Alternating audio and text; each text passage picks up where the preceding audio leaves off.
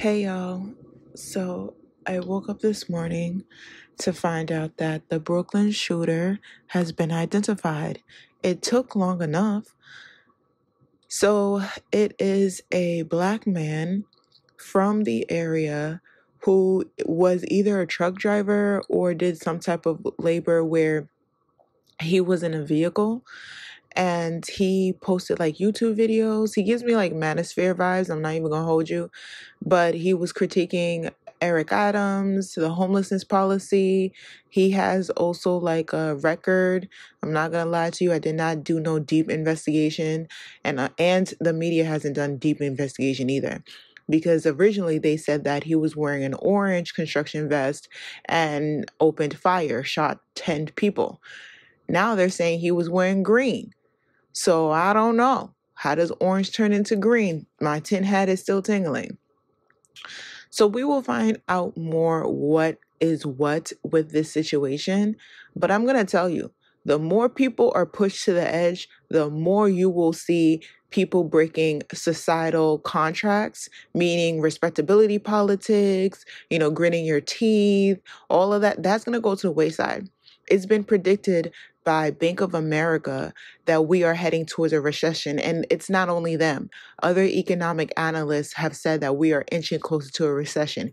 If we can't deal with inflation, if the feds can't regulate the economy, then we're going to slip back into a recession.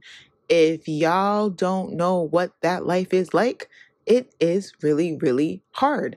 Remember while the housing crisis was going on around 2008, do you know how many people lost their homes? A lot of people couldn't find proper employment. A lot of people were scrambling, trying to make ends meet. That sounds like modern day 2022, right? Even without the pandemic, a lot of people were still facing that reality.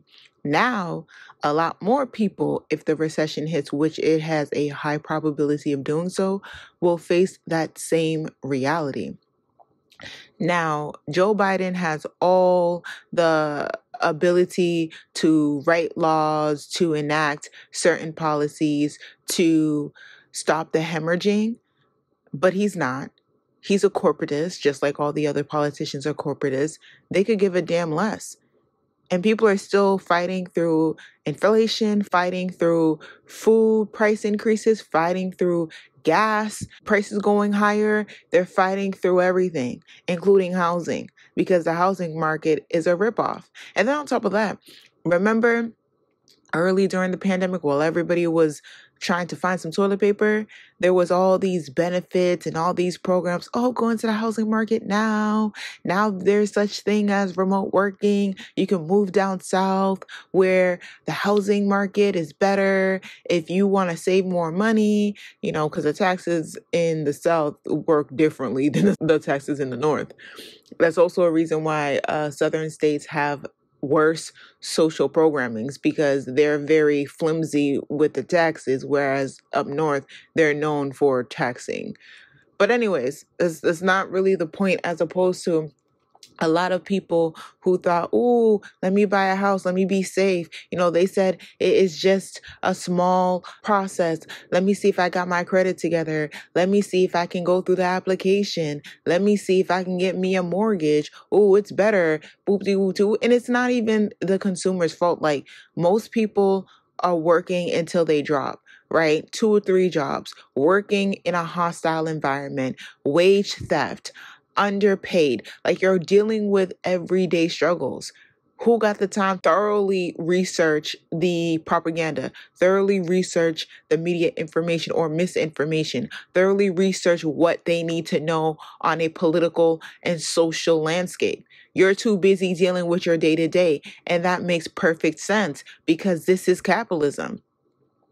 So what does that mean for those people who ran out there and put their bid in and bought homes? That means a lot of them won't be able to afford their home, which means that they will have to sell their home. But if they have to sell their home during a recession, that means that they're not going to get the full asking price that they were asked when they put their application in for the home.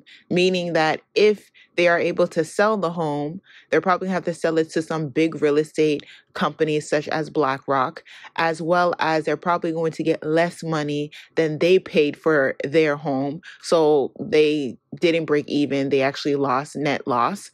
And then on top of that, because apartments are so freaking expensive across the country, even in places that never seen before such expense, the South, in particular, Atlanta, Florida, Arizona, Texas. So with you not being able to afford a mortgage, you're going to go back into the renting market, but that's going to be expensive. So that means a lot of people are going to find their way to RV living or living in their apartments or one of those long-term stays at those motels. So those motel hotels that you pay monthly and you stay there until you could afford a better situation. So a lot more people are going to find themselves in that situation. And I've predicted, call it spirit, call it intuition, or just call it just having my ear to the streets, finger on the pulse. This summer is going to be a hot summer. Not only because of climate change. I don't know if y'all know about the IPCC report, which stands for Intergovernmental Panel on Climate Change. They said that we only have 3 years to drastically change the way that we consume fossil fuels and release emissions. If we do not drastically decrease our dependence on fossil fuels creating emissions 50% by 3 years, if we do not change, we will be fucked. And you don't see any of these big corporations, these manufacturers, these warehouses. You don't see any of these big industries saying, oh shit, I guess it's time to really take climate change seriously. Let's totally revamp the way that we do business. None. None whatsoever. We will be at the point of no return where it doesn't even matter if tomorrow everybody on this planet said fuck using a gas car, fuck using coal, fuck using fossil fuels. We would still be royally fucked. So you don't hear Joe Biden talking this shit while he's arming Ukraine, and the military is one of, if not the biggest producers that causes climate change. But we're funding the war machine. You don't see any Nancy Pelosi's. You don't see any AOC's. You don't see no Joe Biden. You definitely will not see Joe Manchin because he has money. He's invested in coal industry. So, like, you don't see none of them talking about this shit. But this is the shit that's going to affect you immediately. These are old dinosaurs. By the time climate change really takes a hit, they'll be dead. And these narcissistic, psychopathic motherfuckers don't even care about their offspring. They don't even care about their parasitic children. Because if they did, they would at least give a fuck a little bit about the earth to make sure that their children would be able to survive what will be catastrophic. But they're not even that forward thinking. They don't even have that foresight. They're just that money hungry and just that power tripping. So these are the things that are coming up. Now, with the millennial generation, overworked, underpaid, defeated on that incel, MGTOW, manosphere shit, without wealth, without benefits, and the earth is about to be destroyed. What does the millennial and Gen Zers have to look forward to? Never mind a fucking retirement. We trying to make ends meet today. And then on top of that, even if we didn't have a government that wasn't corrupt, even if we did have a functional government, even if we did have universal health care, even if we did have a livable wage, we would still be on the brink of extinction with climate change. And no one is talking about that's the big fat elephant in the room that everybody's avoiding. These are the immediate issues that we should be focused on. But again, the everyday person is overworked, underpaid, stressed the fuck out. We are literally no different than serfs. Serfs who are always looking for a place to rest their heads. Isn't that the reason why everybody's moving every other year? Because they're being priced out? Serfs lived hand to mouth. People are being pinched at the grocery store. People are being pinched at the gas station. People are being pinched at the medical office if they can even receive proper medical care. Like, people are being pinched. I just saw a news story about RNs on the brink of a strike. They're going on strike. And we saw these news stories about nurses during the height of the pandemic using trash bags as PPE gear. This is the government that we live in. I remember in school, in elementary school, and even in college. Oh, you should be an RN. You should go into the nursing field. You should go into the medical field. And me, myself, and I, personally, I do not do good with bodily fluids. The only reason why I have to is because if I avoid dealing with bodily fluids, I'd be stank. And I refuse to be stank. I am ruled by Venus. I refuse to be stank. But will I deal with bodily fluids on a daily basis, especially outside of myself? Preferably not. That shit makes me queasy. But I remember that was a great industry to go into. And honestly, it is. Before the pandemic, RNs were making boom coon money. They had the prestige. They had the education. I remember growing up, go into the RN field, LPN. You'll make good money. You'll buy your own home. Like, that was success. Come the pandemic, they're treated no different than fucking grocery store workers, no different than quote unquote essential workers. I was shocked to see nurses being treated that way, honestly. But it goes to show you that this is capitalism. Regardless of your job title, regardless of your education, regardless, you can be queen bee today of the hierarchy of social mobility, the hierarchy of capitalism, and tomorrow you could be a low-skill worker that needs to get back to work. Quit your complaining. Do your fucking job. Get off your ass and fucking work. Kimberly Former West, right? So a lot of nurses said, fuck that shit. I saw my coworkers died. I was overworked and underpaid because depending on the nursing and your contract and whatnot, you didn't get paid the way that you could have gotten paid. If you were a traveling nurse, yeah, you made good money. But if you were a nurse that was committed to your community, committed to your hospital, you didn't see as much money as the traveling nurses with those nice contracts. And then on top of that, you got to think about the mental health of these medical providers. The deaths, the scare, the panic, the anxiety, the topsy-turvy. Like, that's a real thing. And they still got to keep on going. And we haven't even discussed the boomer generation. They're the biggest population in the United States, but they are increasingly dying and retiring. What does that mean? That means that a lot of them need service and care, but the care industry, in particular, CNA, HHA industry, again, exploit their workers. It's been a long-running joke on social media that if you a CNA, you fucked up in life, right? Y'all used to make those jokes, those memes about the CNA and a drug dealer or a power couple. They used to basically mock CNAs. And even the care industry, the health industry will tell you CNAs are the backbone to the care industry because they do the grunt work, but they are not compensated. And I don't know about you, unless you big timer in the tech industry, you a big time coder and whatnot, you don't get to set your prices. The price is the price. So if you want a job and you have the skill set for the job, you can't go to the employer. You can bargain, you can negotiate. But you can't go to the employer and be like, look, I want to be paid $50 an hour. I don't know what you heard, but that's what I want. Even if you are qualified, even if you have the skill sets, even if you would be the best person for the position, the capitalist class will overlook your credentials and your application if they know they can get someone who is half-ass as you, but will take the pay cut. That's the system that we live in. And because you overwork, you underpay these workers, these essential workers, these low-skilled workers, no one wants to take on those roles, especially being so toxic. These workplaces are so toxic. They're so undignified.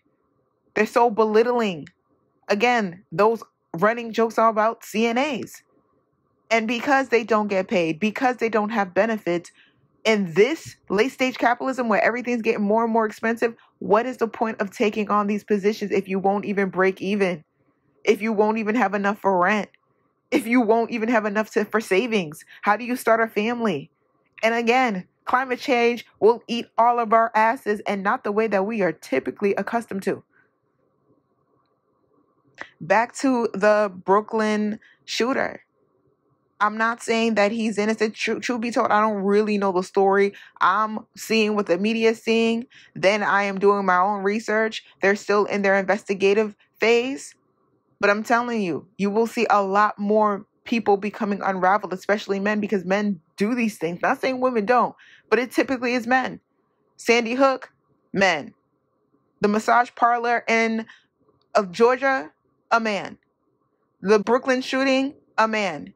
Remember the DC shooter, a man. Like, these things tend to be plotted by men. Men are dangerous creatures. They are very predatory. Look at the criminal stats. Like, those who commit the most crimes tend to be men, by far. And when a man feels squeezed, when he feels insecure, he takes out his angst on the public. We have seen that. A man who feels like he is belittled at work goes home, beats his wife. His wife gets annoyed. She becomes scared. She becomes less patient. She ends up beating the kid. The kid goes to school. He starts becoming a bully. We see how that trickle down effect happens. So men and their ego is a dangerous thing. And you are seeing a lot more men come out with their chests just blasting out the world because they can't keep up.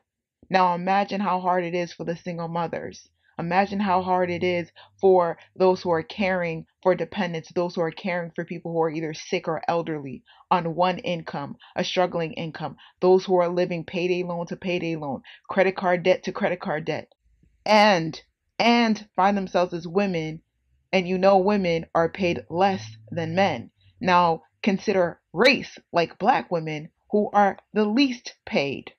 And we haven't even talked about how your beloved Jim Crow Blue Dog Dixiecrat Biden was the orchestrator behind the bankruptcy laws where you can't even discharge your student loans through bankruptcy. So you stuck with them like a tortoise with its shell. And the majority of those who have the biggest student loan debt are black women. The ones who are overworked, underpaid. So student loan cancellation would significantly benefit black women. But do you see Joe Biden nor cackling ass hyena in a pantsuit Kamala Harris advocate for student loan cancellation? Not even the 10,000 at minimum that they campaigned on.